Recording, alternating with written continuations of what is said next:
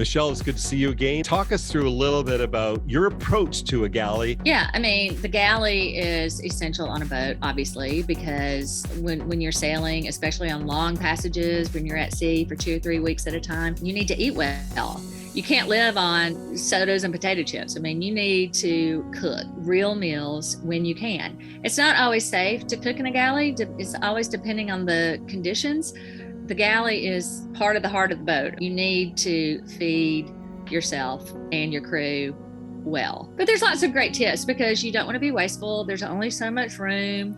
You don't have a lot of room to store a lot of food. You don't need to have like thousands of pots and pans and things like that. You just don't have room for all that. So every sailor is different and every galley is different. Let's start first with provisioning. The first thing is to consider the length of the passage. So if you're just going on a day sail, it's a little bit different than going on a 3-week ocean crossing. Considering the number of people that you have and the number of, like I sailed with dogs, so you have to make sure you have enough food for them too and water. But yeah, how you store it on the boat and how you prepare is really important. Things like fresh vegetables, things like that are only going to last about a week, especially if you don't have refrigeration, which we didn't.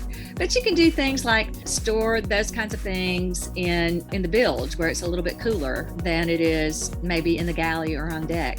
So you have to think about what's the coldest part of the boat, and maybe that's where you store some of those things that can go bad quickly. Sailors like to have a lot of canned goods. Those are always good because they're not going to go bad anytime soon. You would have, on a long passage, fewer fresh things. Once those things run out, then you've got to go to eating vegetables out of a can and that sort of thing. And you have to consider space. Like, for example, if you have and waste, things like cereal, it's a good idea to get rid of the cardboard box. You can also get airtight containers and put the cereal in that, and that reduces even more trash. But that also takes up space. But if you can get rid of like the box before you set sail, then that's a little bit less trash that you're going to have on board and a little bit less weights. And a lot of people have those like can crushers. They're little mechanisms that will actually crush a can or a bottle really small. We just use our, feet. If you're going to be at sea for 3 weeks, take enough food for 6 weeks if you can. Now, if you fish and eat from the sea, those natural resources, then you don't have to take as much food. So when you were provisioning for your first long trip, like how did you learn this? Like, was this, you're not born I studied online blogs, and I studied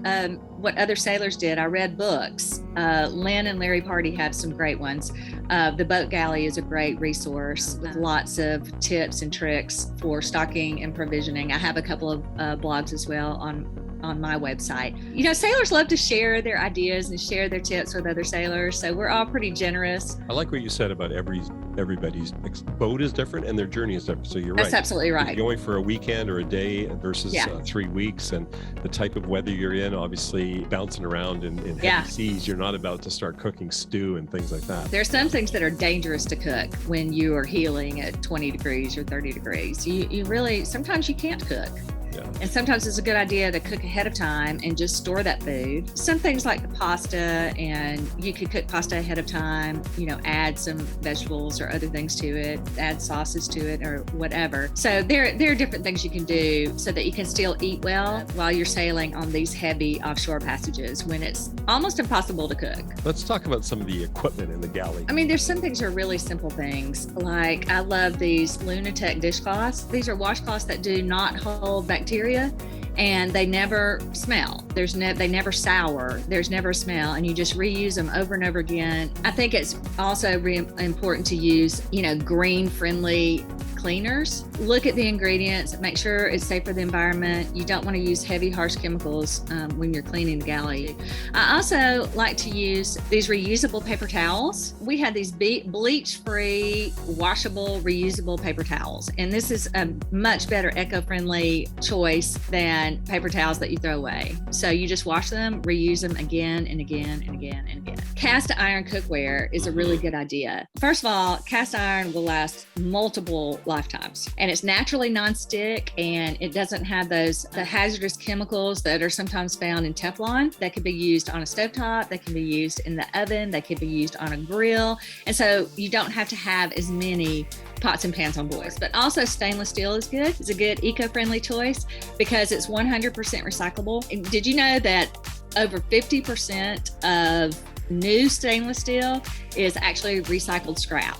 Really? So you're doing something nice for the environment when you buy stainless steel too. Mm-hmm. Other things to think about is if you're using butane or propane for your cooking, which we did, you want to conserve that as well. Use the smallest size pan that you possibly can for whatever it is that you're cooking. And also use the correct size burner. Use glass containers if you can. I know that sometimes they break on board. You do have to protect them. There's a whole set of cookbooks that you can buy, or recipe books, where you can put pre-made recipes into these glass jars. Absolutely. That's a brilliant idea. And it just makes it so much easier when you're at sea, because if you're there and the conditions are bad, or if you're seasick, it's hard to cook in those conditions. If you have some things ready-made, the less time you have to spend in the galley, the better. Not only does it save time and saves your queasiness if you get seasick like I do, but it also saves time and energy. You can stay out in the fresh air and not have to be down in the galley. I hope you're enjoying this episode of the Green Boater TV. I would very much appreciate if you could hit the subscribe button, the like button. It helps us keep the channel going. Now, back to the episode. Just change one thing.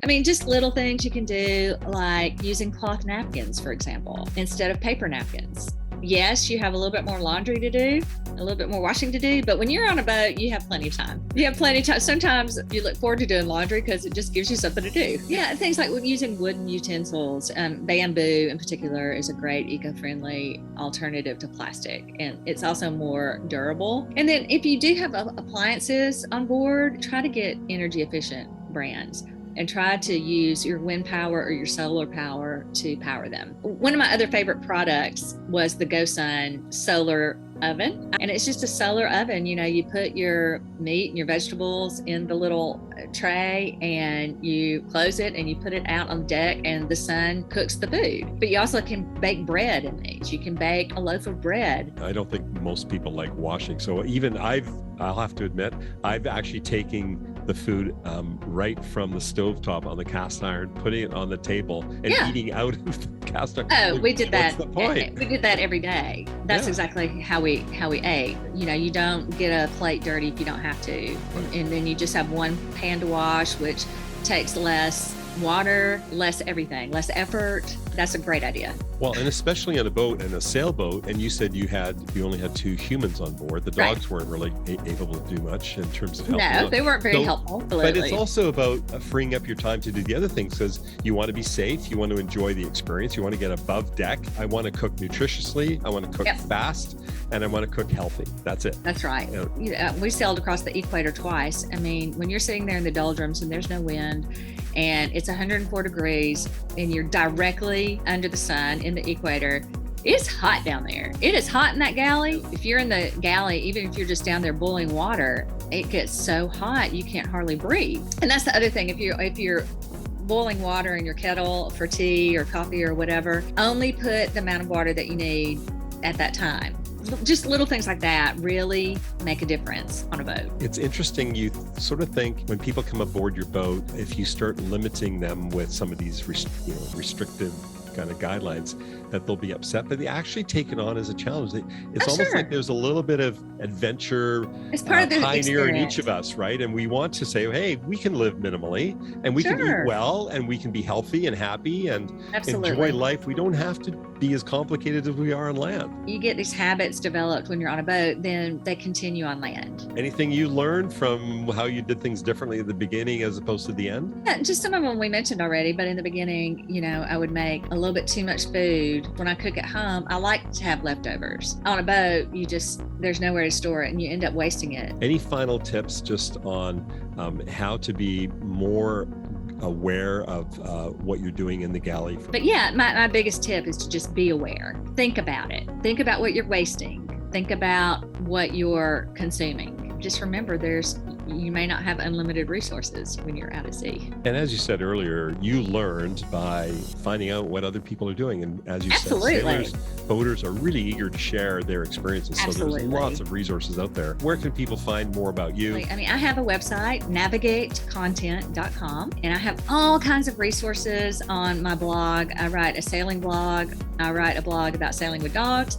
I write a blog about just travel in general, travel. All my books are also on my website. website, but you can also just do a Google search or do a search on Amazon.com. Just type in Michelle Segrest and most of my books will pop up. You can go to my author page and every book that I have is available on Amazon. Most of them, by the way, are available for free to Kindle Unlimited customers. Well, all the things that we've talked about today, your website, your books, resources we've talked about, some of the galley equipment, we'll have links to those areas in the description below.